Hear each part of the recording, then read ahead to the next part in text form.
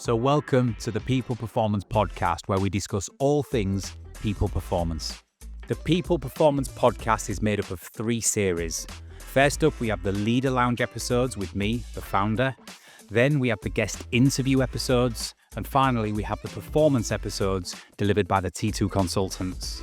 If, after listening to our podcast, you want to get in touch with T2 about anything we do, please contact us at help@trans2performance.com. You can stream or listen to our podcast on all the usual platforms available. So for now, sit back, tune in, and enjoy the People Performance Podcast. Coming up on this episode.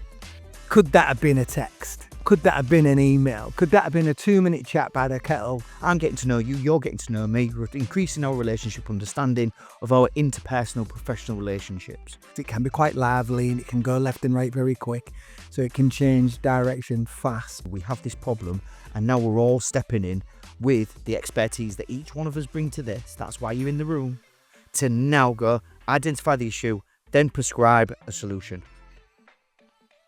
There's the actions. Let's get going. Welcome to the People Performance Podcast with myself, Scott Morrison. And me, James Cooper. James, got you in today to have a little bit of a chat around a few key areas. I would love your thoughts and your expertise on meetings. Now, I'll give you the title meetings, but the key thing is effective meetings and how to hold them and when are they necessary, when are they needed, and what do we do within them to make them all of the above. Now, I am somebody, and if you know me out there listening in, or the team around me knows me quite well, meetings are not always necessary. I'm that person who often thinks when I walk out of a meeting room, could that have been a text? Could that have been an email? Could that have been a 2-minute chat by the kettle? Very short, very to the point. It doesn't need to be an hour meeting with everybody talking about all sorts of bits. So, to get an idea of what a key meeting, a key effective meeting looks like, I'd love your opinion on what that would be in your world. I've got a few different titles, so I know I haven't shown you the titles, but I'm going to give you a few titles of what the the meetings might be, and I would just love you to sort of give me your view, if that makes sense. Does that sound okay? Yeah, no problem. So we'll jump straight in. The first of the meeting titles I'm going to give you and sort of put you on the spot for how you would describe what this meeting is about is the information exchange meeting. So obviously we speak about meetings in a lot of our workshops because it is a key fundamental part of what we do. So the information exchange, the purpose of it is, again, pretty much exactly what it says on the tin. I'm sharing critical information. So that's the reason behind it. That's why I've got you in this space. That's why you're here. That's why you're in the room. I need to tell you this. And then if you start to think about that, that could also be some of the updates that come as a consequence of that. Either some data or maybe an insight that we didn't know before. Now, if you think about that, the key to success is that clear agenda. So if we're going into a information exchange and we haven't got the information that we actually need to exchange, that could cause some, further meeting to go maybe a little bit wayward, or people start to go off on tangents, wasting time, and actually not getting what they need from the information exchange itself. So when you start to think about it, we'll try to think about these information exchange meetings as like a press conference, where I'm giving you all the detail, you ask the question, I give you the information, a little bit of Q&A at the end, nothing too crazy, keep it succinct. Like it. Excellent. So top and bottom of it is meetings like this are in point for sharing critical information, that critical update that potentially everybody involved in the project needs to hear at the same time. So everyone's got the same view. Yeah, that makes sense. And then I guess the other side of it is for clarity around the context of what it's about. So such as leadership updates, policy changes, major announcements, things like that. Yep, makes absolute sense. So if we've got that in board, there's the key to your success, and we're happy to move forward. Cool. Love the analogy of the press conference, by the way. I think that makes total sense. Good. Awesome. Good stuff. So there's meeting number 1. So meeting number 2 then would be the status update. Not too dissimilar, I guess, but different either way. So what would be the status update for you? Yeah, so status update is that keeping things on track is the easiest way to sort of think about these, because if there's something I need to know about, or we're in the middle of a project and there's an update that's coming up, let's get that information across. It's not too lengthy. I don't necessarily need to be a part of, and we've seen some organisations that we work with actually have people drop in for the status update and then get out, and that's that. However you make it look for yourselves, it's obviously somebody bringing the right information that you need at this moment in time based on the project. The key success for that is structured. Okay, structured format. What I did, what I will do, and were there any blockers? Is there anything that I need to know from you that's going to hinder me from doing what we said we're going to do? Okay. Okay. This is it's the focus is on quick. So it's not, I need your life story. I need you to tell me about what's going on in every bit. I just need the update from this section that I've asked you for. That's why the agendas are quite important. That's why the structure needs to be there. Now, if you imagine this like a racetrack, so you've got, obviously you're trying to complete your project, but you just need to pop in, give me a little update, and then you can crack on and go and do your job. Pit stop. Boom. Love that. Another good analogy. Thank you. Yes. So one of the points you made there is somebody jumps into the meeting and gives some information. So I guess in this scenario, it's really important that actually all the key stakeholders for that project or whatever it is you're trying to deliver or complete are the right ones in the meeting. You don't need extras on this. This isn't for the whole group. This is for the people that the information's key for. There is a reason why you are in this room. Perfect. Okay, love that. Excellent. Pit stop scenario, like that too. Okay, so moving on to the third meeting then. This would look at the team build. I guess just from the title you get a kind of a softer view. So more people involved for different reasons. What are your views on the team build? So if you start to think about this in a relationship context, why would I need to have a little bit of a team build? Well, actually I'm trying to strengthen relationships between individuals in my team. Okay. You can also start to think about, well, okay, we talk about trust so much at T2. So that could be one of the areas where you're trying to build trust. I'm getting to know you, you're getting to know me, we're increasing our relationship understanding of our interpersonal professional relationships. We might not know it at the time, but by doing something in this space, in this area, it's actually helping us get along and maybe get to know each other a little bit more. When you talk about that collaboration and the dynamics of a team, there's obviously ways that people do what they do. In the team build, that might just be where you explore that, when you collaborate with each other and go, well, that won't work for me, but I can see why you do it. Okay, so you're starting to understand that collaborative dynamic, if you like. This is really that prioritization of that human connection. When you are understanding why I do what I do the way that I do it, and in the environment where you've got a full team in the room, well, let's start to explore how we as a collective work together. Not necessarily overly strict agendas, but there is an agenda in place because we are doing it for a purpose. We're not just here for a laugh. But again, including icebreakers, team building activities, informal discussions, make it a safe space. And especially with most of these team things, what we've done a lot of work with is actually somebody enjoying the day, enjoying being there, rather than going, rolling your eyes and tutting all the time. Yeah, 100%. I think the biggest takeaway we have, and we can put that into a classroom environment where we integrate the unity work that we do, and that turn into the team building day, if you like, or the team build day. I think they're really good because you get a lot of people who actually come away from a meeting and think, well, other people are in the same scenario as me, going through the same things as me, thinking the same things as me, with the same restrictions or the same freedoms. It just gives them a chance to really connect, communicate, and get on board with each other. Yeah, and that again, that could come back down to like a team huddle. Yeah, where you get in. It doesn't have to be a lengthy process. Again, we obviously are advocates for getting your team into one room and doing some delivery together because that's where we thrive. But it could be, right, just before we all nip off for lunch, here's your team huddle. Before we start the day, busy period, get in. Right, frustration, two-word check-in, whatever it could be. So an even shorter version. Correct. So it doesn't have to be a big agenda. It can be an even shorter version to get the temperature of the room, if you like. Love that. And I guess just to add to that, yes, it'll boost morale. It'll give everybody a voice for the things that are needed to voice concern, which is always great. Gives everyone a chance to hear these little things on the surface. But what it'll also do is help you if you're in a scenario of merging two teams together, bringing a few new people into a project to help them get a gist and understand what's going on. And it helps, like you say, foster that trust and communication level that they may not have had beforehand. So I really like that one. We've got to connect on a personal level. That's the main It's a point. humanistic version, right?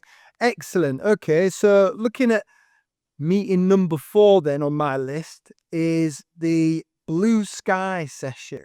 Okay. Okay, so again, different from the original 2 and definitely the third, but still people oriented because we've got things involved. Give me your thoughts on the blue sky. How does this work? So blue skies, you've got to sort of throw there'll be some people listening to this now thinking, I hate these meetings because I'm just not that creative. I don't have the ideas. I'm just going to work and do my job. I love these meetings. And I know you love these meetings.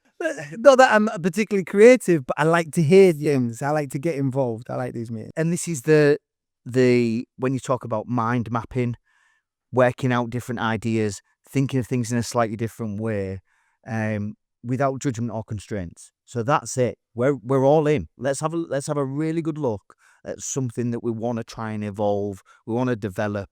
And by the way, the shackles are off. There's no bad ideas. That's key important for this one. There is no bad ideas because even though it might not be exactly how you've articulated it to me today, that's just sparked a little bit of curiosity for this. Love that. Okay. If we're talking about how other people perceive the organisational processes, that could be another idea. So when you're looking at things from one dynamic, we work with a few organisations that have done things the same way for a prolonged period of time. Mm-hmm. These blue sky thinking sessions are the ones where actually they challenge the norm, if you like, and how they've always done things. When you start to look at these and how it looks from, maybe to put a different analogy on it, you start to understand that this is not necessarily just a free-for-all because you are providing focus, but it is that I kind of think of things in a slightly different way. Let's open our minds. Let's concentrate on the things that could happen rather than things that's just deadpan straight down the line. So like a little bit of a jazz session, if you like. Yeah, and I like that because what you're trying to bring into the room are creative ideas. Like you said, there's no such thing as a silly idea. You've got creative ideas. You want people to be thinking outside of the box, really view things from a different lens. That's obviously what we try and talk to people about, which is great. But I think when you do that and you get that passion, that excitement, that creativity flowing, it really gives the guys a chance to sort of engage the team in shaping the strategy or vision of whatever that project or what that next step is. So it gives everybody a chance to get involved. So yeah, so I think that's a really strong session for different people. But I get how some people may not find that the way forward because it can be quite lively and it can go left and right very quick. So it can change direction fast. So yeah, if you're logic and rationale in way of thought, this might be one you avoid potentially. Well, even that is it's the structure that comes after that. Is they're going, we're going to keep the evaluation away for now because we don't need your judgment or whether you think There's it's no good or red bad. tape involved, right? No, There's no rules to let it. the shackles off. Yes, absolutely. So that makes sense to me. This one's a more you meeting, and it'll make sense once I give you the title. I like to be involved in this, but I think this is the type of meeting you love, or the next couple are, to be fair. But this one's the big decision. So if we talk about purpose for a big decision meeting, this is where we make significant high impact choices. So we're sending the information beforehand. It's not that this is a massive surprise for people, but actually it's more of a review of the options, analysing a little bit of data that's already been given, and maybe facilitating a structured discussion, not just a free-for-all. But because you've been given the detail prior to this, you know it's coming. So this in some ways is the reverse of the one we've just had within the blue sky. There is going to be rigor, there's going to be some structure, there's going to be some red tape. So we have to sort of conform a little bit more to the needs and the wants and the guidelines. Yeah, but just understanding, by the way, that there will be someone in that room that is making that very clear final decision. So whether it's on a development within the organisation. The decision's been made. We're giving you the data. This is the final decision come through. But that's not to say the people in the room can't influence that decision. This is their time to do so. Provide the discussion, maybe coming in, but there will be a decision to be made. The decision has already been made. How it's then actually posted to you and how it's delivered back to you. Do you want some further reading? Of course. Could I just have a little bit more on this? Of course you can. But this is the decision that's been made. Okay. This is where we start to think about, and just to think about a different analogy, is like a jury deliberation. Okay. So that we need a decision. This is what you think. This is what you think. Now, this is the decision that we've made. Okay. And everybody's behind that. Okay. So, like you said, just to reiterate again, for me on that scenario is there are going to be multiple high-stake options in there to come to that final decision, which one person in that room will take ownership of. They'll make that decision as a result of the facts and the detail and the influence of that room in that time. And that can be anything from budgets to what teams do what, to the strategy of the organisation and how things are moving forward. But this is what we would class as that big decision. Yeah. Informed, serious, and leaving with a definitive verdict. Yes, like that. And as per the jury's decision. There we right? go. Love it. Excellent. And then the final one, and this one's the problem solve. I like these type of meetings, and I know you get giddy about these too. So the problem solve. Give us your breakdown on the problem solve. So yes, I do love these, and it's probably because of the purpose behind it. So it's to collectively. I'll start that again. So the purpose behind it is to collectively identify a problem's root cause and develop solutions. Yeah. So think about that. Frame the problem clearly. Use a structured approach, or cause may be affected by each dynamic. So it could be that actually it's to do with some of the people that are involved with it, or focus on some of the actions that you want to get from it. What's the next steps for us? Yeah. Well, we've got this problem. We need to start to piece together for us, whether that's individually or working on a one-to-one basis, collectively as a team, or organisationally, what are the things that we're actually going to try and fix? And this is the actions that have come from this meeting. Okay. There's lots of ways to think about the actual problem solve, because this can end up solving a problem that's not actually there. So that's why we talk about finding that root cause, but understanding that the diagnostic session is something that you can maybe look at, is that we have this problem, and now we're all stepping in with the expertise that each one of us bring to this. That's why you're in the room, to now go identify the issue, then prescribe a solution. There's the actions. Let's get going. Okay. Okay. Just on that one then, so it makes sense to me how you say, but for me to reframe it in my mind, we're talking about a potential reoccurring issue or problem that's hurting performance or causing confusion within the strategy that we have. As a result, we dig into that root cause you mentioned. Yeah.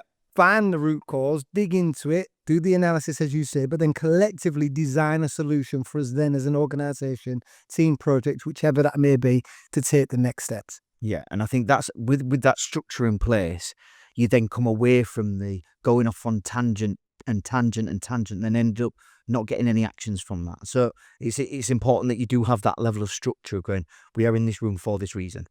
Excellent. Okay. Yeah. I think across all of these, Scott, there is that, like you've alluded to at the very beginning, is, do I need this to be a meeting, or does this just need to be a chat between me and you? Yeah. Because again, the number of times that we hear people, I've got another meeting today, I'm back-to-back meetings. Right, okay.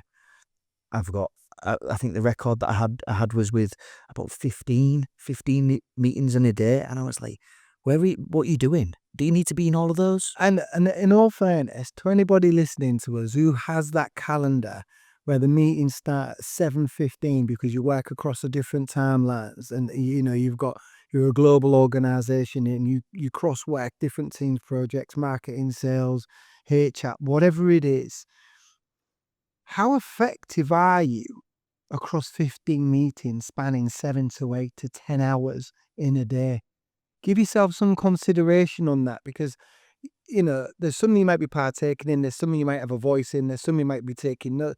Whatever it is, let's just be realistic with ourselves as humans. Listen, we're the people performance people for a reason. Put yourself first. What's realistic in this? And within your area of control, your locus of control, what are you influential in, and how do you actually have a decent impact? How do you remain the right person in that room for the right meeting?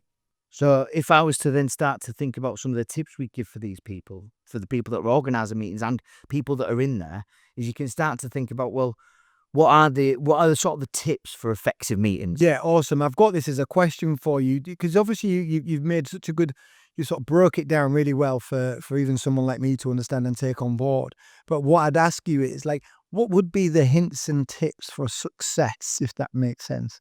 I think foremost it's creating and sharing that a clear agenda, so that everybody knows exactly why they are in this room, and what the expectations of not only me as, again, what we need to do is designate somebody as the person that's going to run it, but what are the structures, what do I need to bring, what are the things that I'm going to need beforehand to actually make sure that we achieve what we need to from the time that I'm giving you.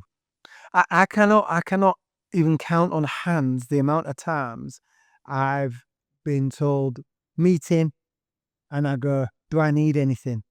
Because it's not set, it's not structured, it's not in my calendar as an example, and you're caught on the hop, and they're always good meetings in the end, because we're lucky to work with people with very creative minds. So there's always an idea, there's always something spontaneous happening that helps us grow and develop. But ultimately, for me, sometimes I like to know what's coming around the corner so I can prepare myself for it. I don't want to be ambushed. So think about that within these meetings. What you're saying there, clear agenda, set a time frame. If people have been invited to that meeting for that agenda, it might even have something in there where it says, James, you will be expected to cover X. Yep. Scott, you will be expected to cover A.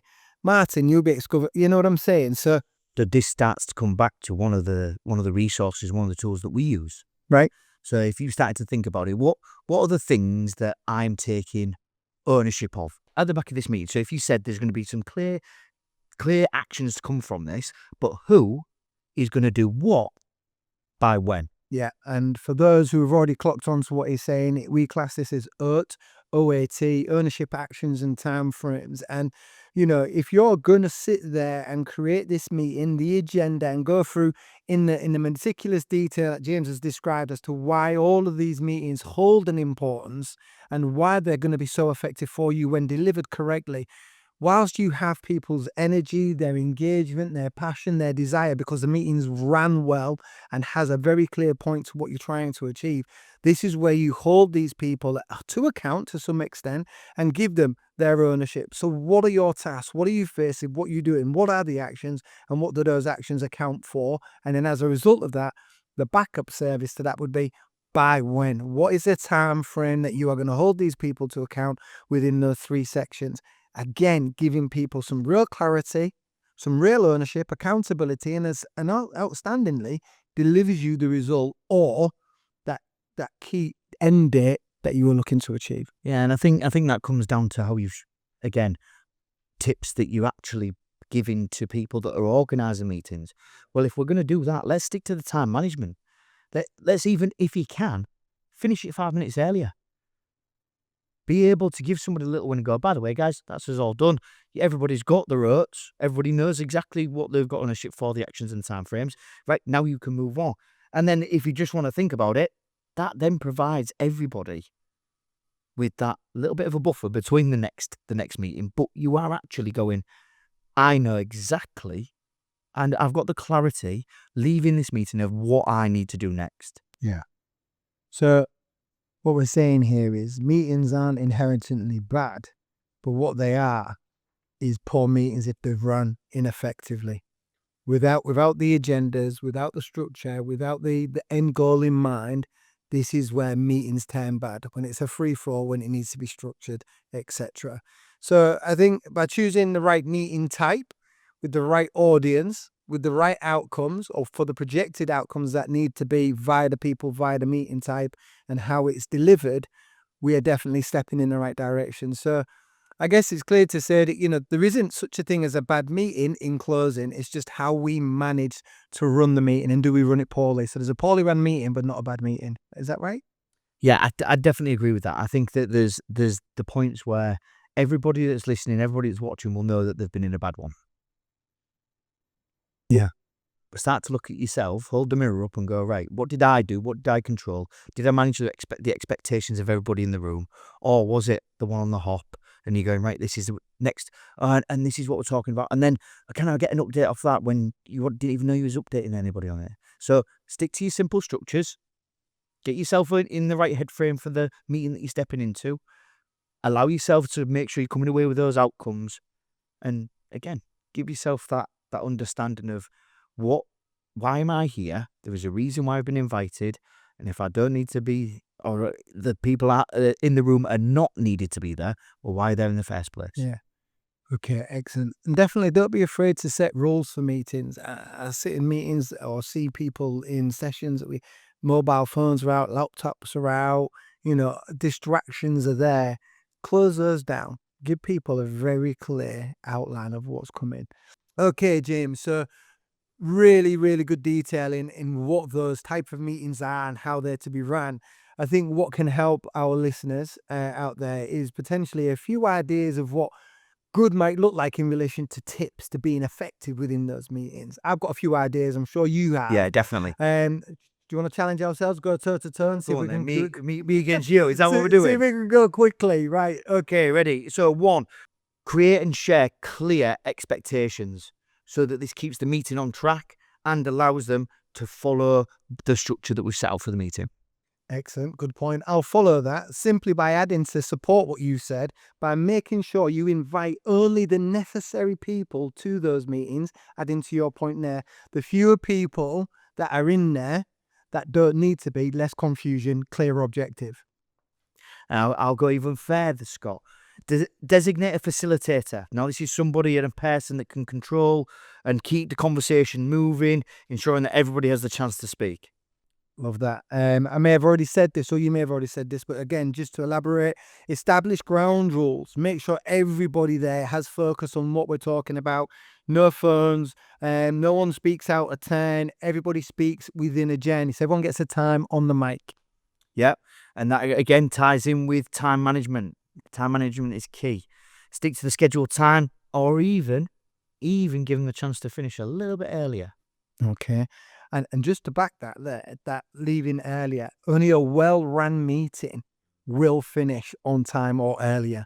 Those that are a bit headless chickens, they're going to overspill. So that is exactly what you're saying about these meetings. Great stuff. So the last one, seeing as it falls on me to finish up, is leave the meeting with very clear steps as to what the next stage is. Before you close the meeting, summarize decisions, assign owners and tasks and time frames. We've mentioned OAT, which is ownership, actions and time frames. Make sure everybody who's engaged, has the desire to move things forward, knows what they're leaving the room with, so that when we come to the second stage meeting, we hit the ground running and we're not going back over all ground to remember who was supposed to be doing what. We should already know. Okay, so we make sure we summarize and move forward into next steps with clarity. All right, James, thank you very much for that. You've enlightened me in a varied area there, very much so. Hopefully you guys out there listening, and you T2ers out there, if you've got any examples of how a good meeting can be ran, or what your hints and tips are to be effective when delivering these meetings, please leave a comment. Let us know. If you've got any queries or questions in relation to what we've discussed, would you like to add to it or take away from it, please do so. And if you've got any ideas of what you would like to hear podcast about, any key topics you guys are faced with at the minute, any hot subjects if you like, please whack them in the comments. Also, we'll get into it and come back to you as soon as possible. Other than that, thank you very much for your time, and we'll speak to you again soon.